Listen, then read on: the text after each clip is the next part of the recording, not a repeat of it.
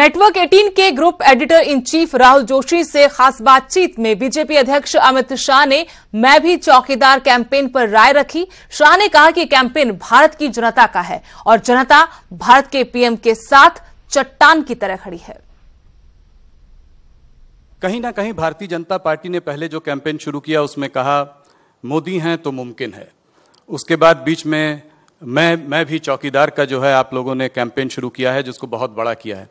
मैं थोड़ा बीच में टोकना जी जी, मैं भी चौकीदार हुए कैंपेन भारतीय जनता पार्टी का नहीं है, देश की जनता का। ओछे शब्दों से प्रधानमंत्री का अपमान करने का जो प्रयास किया, इसके सामने एक स्वाभाविक रिएक्शन है। ये भारत की जनता का कैंपेन है, मैं भी चौकीदार हूं। पहले मैं स्पष्टता करना चाहिए, भारतीय जनता पार्टी का कैंपेन नहीं है। भारतीय जनता पार्टी से माइलों आगे भारत की जनता है जो प्रधानमंत्री के साथ चट्टान की तरह खड़ी है। इस देश के प्रधानमंत्री का इस तरह से अपमान करने वालों को दंड देने के लिए भारत की जनता एक मुश्त होकर खड़ी है और एक कैंपेन जनता में से इमर्ज होकर आया है, जिसको बड़े हर्ष और गौरव के साथ भारतीय जनता पार्टी ने स्वीकार किया है। अमित शाह का ये पूरा इंटरव्यू आप देख सकते हैं आज रात 9 बजे न्यूज 18 पंजाब हरियाणा हिमाचल पर। वहीं न्यूज 18 के खास शो एजेंडा इंडिया में रक्षा मंत्री निर्मला सीतारमण ने पाकिस्तान को झूठा बताते हुए कहा कि उसी देश में बैठकर आतंकियों के आका पुलवामा जैसे हमले की जिम्मेदारी लेते हैं और पाकिस्तान लगातार सबूत की मांग करता है।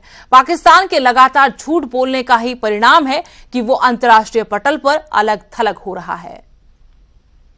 2016 surgical strikes, 2019 aerial strikes, you have set a new template. I'm trying to understand, but this hasn't really acted as a deterrent.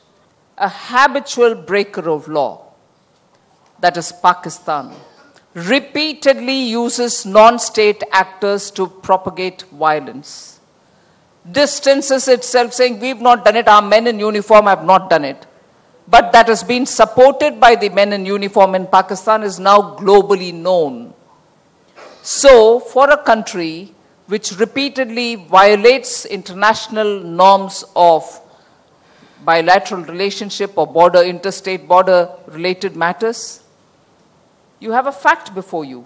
So, by repeatedly naming them and repeatedly isolating them in international fora, we are only telling Pakistan, sorry, we are not any longer going to sit and watch you fail in your own promise.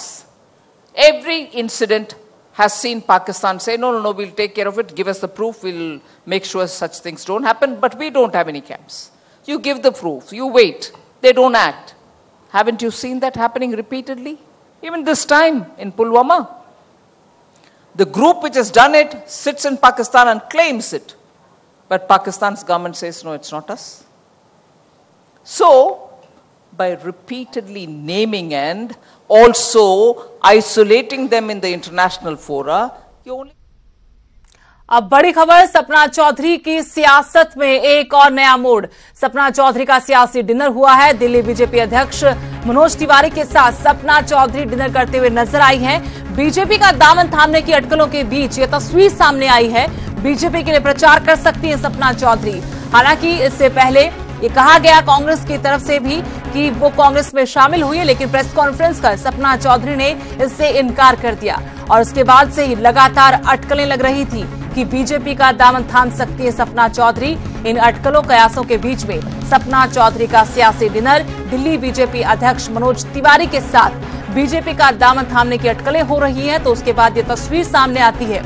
ऐसा कहा जा रहा है कि BJP के लिए अब सपना चौधरी प्रचार कर सकती हैं, लेकिन जब बीजेपी में शामिल होने और बीजेपी के लिए सपना के प्रचार करने की बातें आती हैं और इनसे सवाल पूछा गया, मनोज तिवारी से सवाल पूछा गया, तो उन्होंने कहा कि इसका फैसला खुद सपना चौधरी करेंगी। लेकिन ये तस्वीर कब साफ होगी, इसको लेकर सभी सिर्फ इंतजार कर रहे हैं। ये तस्वीर आपको दिखा रहे हैं जिसमें मनोज तिवारी के साथ सपना चौधरी का डिनर और अटकलों को हवा मिली है कि वो बीजेपी के साथ हैं। बीजेपी में शामिल भले ना हो, लेकिन ऐसा कहा जा रहा है कि सपना चौधरी बीजेपी के लिए चुनाव प्रचार कर सकती हैं।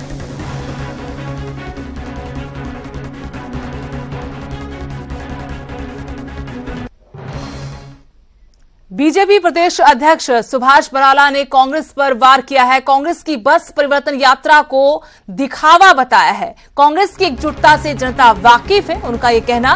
जनता इस बार भी कांग्रेस को सबक सिखाएगी।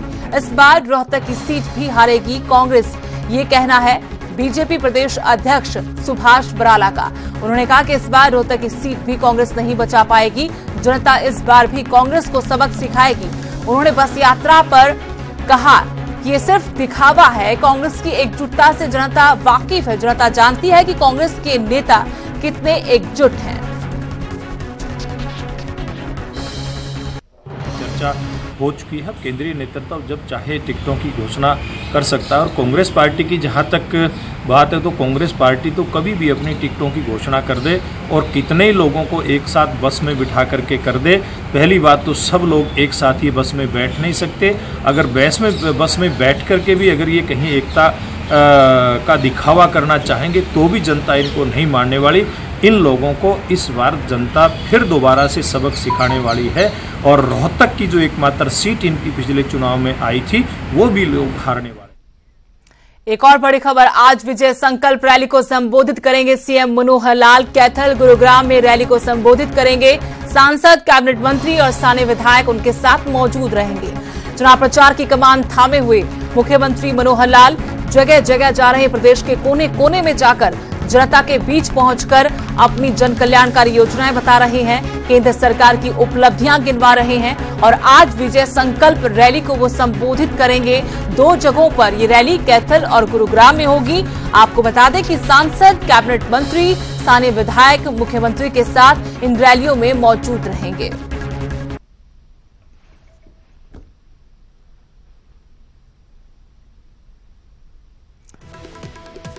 मनोहर का विजय संकल्प आज होगा। आज विजय संकल्प रैली को मुख्यमंत्री संबोधित करेंगे। कैथल और गुरुग्राम में ये रैलियां होगी। आपको 2 तस्वीरें दिखा रहे हैं जहां पर ये रैलियां आयोजित की जानी है। कैथल और गुरुग्राम तैयारियां लगभग पूरी हो चुकी हैं और आज यहां पर मुख्यमंत्री के साथ मंच पर पार्टी की तरफ से कई बड़े चेहरे भी नजर आएंगे। विजय संकल्प रैली निकाल रहे हैं मुख्यमंत्री। साथ में रोड शो भी कई जगहों पर मुख्यमंत्री की तरफ से किया गया। जोश और आत्मविश्वास से लबरेज मुख्यमंत्री जनता के बीच पहुंच रहे हैं। प्रदेश सरकार और केंद्र सरकार की उपलब्धियां, जन कल्याणकारी योजनाएं गिनवाकर वोट की अपील लोगों से कर रहे हैं। कार्यकर्ताओं में नई जान फूंक रहे हैं और ये दम भरा जा रहा है कि इस बार लोकसभा की 10 सीटें बीजेपी के खाते में जाएंगी।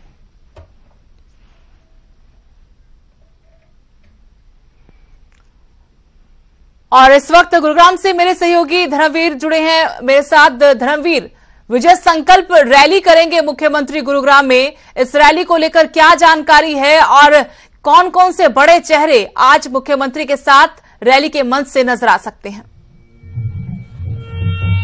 बिल्कुल सुदेश, देखिए जो आधिकारिक जो टाइम है वो 2 बजे का दिया गया है और माना जा रहा है कि 2:30 से 3 बजे के आसपास जो है मुख्यमंत्री यहाँ गुरुग्राम के पटौदी हल्के में जो है यहाँ पहुंचेंगे और यहाँ पर विजय संकल्प जो रैली है उसको संबोधित करेंगे। उनके साथ जो है केंद्र में राज्य मंत्री राव इंद्रजीत सिंह मौजूद होंगे, पटौदी की विधायक विमला चौधरी मौजूद होंगी। इसके साथ साथ जो गुरुग्राम के विधायक हैं या बादशाहपुर के जो विधायक हैं राव नरवीर सिंह और कैबिनेट मंत्री वो मौजूद रहेंगे। और कहीं न कहीं जो लोकसभा चुनाव के मद्देनजर आज से जो शुरुआत मुख्यमंत्री ने की है विजय संकल्प रैली की, उसके पड़ाव में ये दूसरी रैली होगी जो गुरुग्राम में होगी और उसके बाद दूसरे शहरों में भी मुख्यमंत्री इसी तरह से रैली करेंगे। और जो अपने 4.5 साल के जो कार्यकाल की उपलब्धियां हैं और केंद्र सरकार की जो 5 साल की जो उपलब्धियां हैं वो जन जन तक पहुंचाने का जो कार्यक्रम है वो किया जा रहा है। और साथ ही लोकसभा चुनाव क्योंकि अब बिल्कुल नजदीक है तो अपनी जो उपलब्धियां है वो कार्यकर्ताओं के जरिए आम वोटर तक पहुंचा सके, आम वोटर को अपने साथ जोड़ सके, उसके मद्देनजर इस रैली का आयोजन आज गुरुग्राम में किया जा रहा है। शुक्रिया धर्मवीर, तमाम जानकारी के लिए। आप इस बड़ी खबर पर नजर रखिएगा। फिलहाल दर्शकों को हम बताना चाहेंगे कैथल और गुरुग्राम में विजय संकल्प रैली करेंगे मुख्यमंत्री मनोहर लाल। पार्टी के बड़े चेहरे इन रैलियों के मंच पर नजर आएंगे और साथ ही आपको बता दें कि जो उपलब्धियां गिनवा रहे हैं उनके बलबूते ही मुख्यमंत्री लोगों से वोट की अपील कर 10 लोकसभा सीटें बीजेपी की झोली में डालने की बात कह रहे हैं। उधर संपत्ति को लेकर सीएम मनोहर लाल और सांसद दीपेंद्र सिंह हुड्डा के बीच वार पलटवार का दौर शुरू हो गया है। सीएम मनोहर लाल ने दीपेंद्र सिंह हुड्डा की संपत्ति पर सवाल उठाए।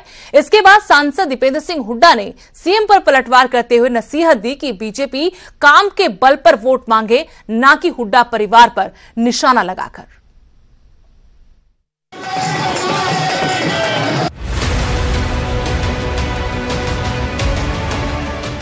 लोकसभा चुनाव में जीत के लिए हर दल ने जोर आजमाइश तेज कर दी है। एक दूसरे के गढ़ में सेंध लगाने की कवायद हो रही है। पूर्व मुख्यमंत्री भूपेंद्र सिंह हुड्डा के गढ़ रोहतक में प्रचार करने पहुंचे मुख्यमंत्री मनोहर लाल ने रोहतक के सांसद दीपेंद्र हुड्डा की आय को लेकर निशाना साधा।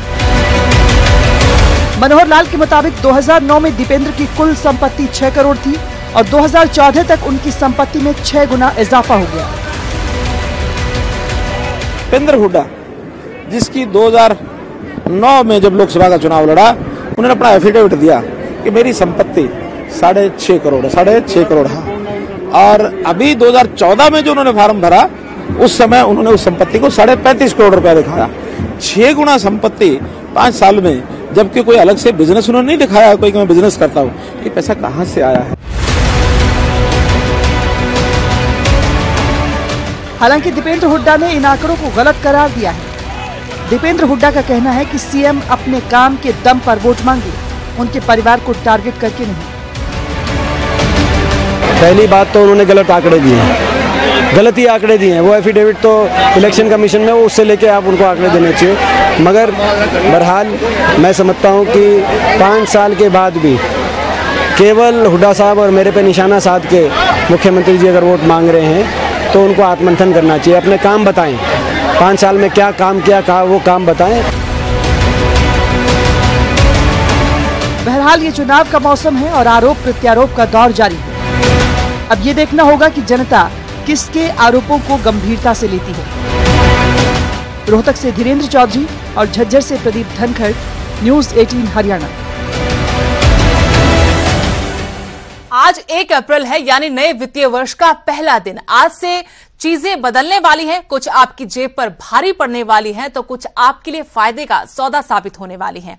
आज से क्या सस्ता और क्या महंगा हो रहा है, ये रिपोर्ट देखिए।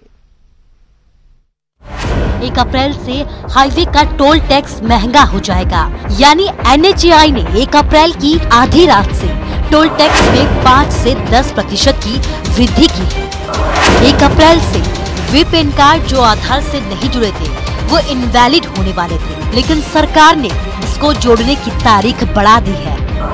ट्राई के नए नियम 1 अप्रैल से लागू होने जा रहे हैं। ऐसे में अगर आपने अपने पसंद के चैनलों का सिलेक्शन नहीं किया है तो कल से टीवी सेट डब्बा हो जाएगा। कल से टीवी देखने के लिए पैक चुनना जरूरी है। वित्त वर्ष 2017 और 2018 के लिए रिटर्न फाइल करने की आखिरी तारीख 31 मार्च है। 1 अप्रैल से न तो रिटर्न फाइल कर सकते हैं और न ही किसी तरह का बदलाव कर सकते हैं।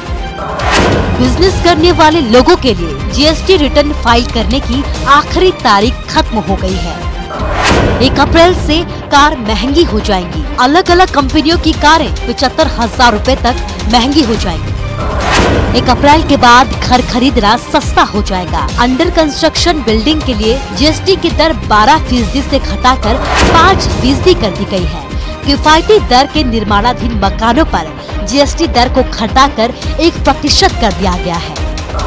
1 अप्रैल से EMI सस्ती हो जाएगी, लेकिन पहले लोन की दर MCLR के आधार पर तय होती थी। 1 अप्रैल से ये RBI के रेपो रेट के आधार पर तय होगी। 1 अप्रैल से इनकम टैक्स के नए नियम लागू होंगे। वित्त वर्ष 2019 और 20 में 5 लाख तक की आय पर टैक्स छूट दी गई है। नए वित्त वर्ष में standard tax deduction 50,000 bank deposit से मिलने वाले ब्याज में 50,000 फ्री, पहले ये 10,000 रुपए था। Bureau report, news 18 Haryana.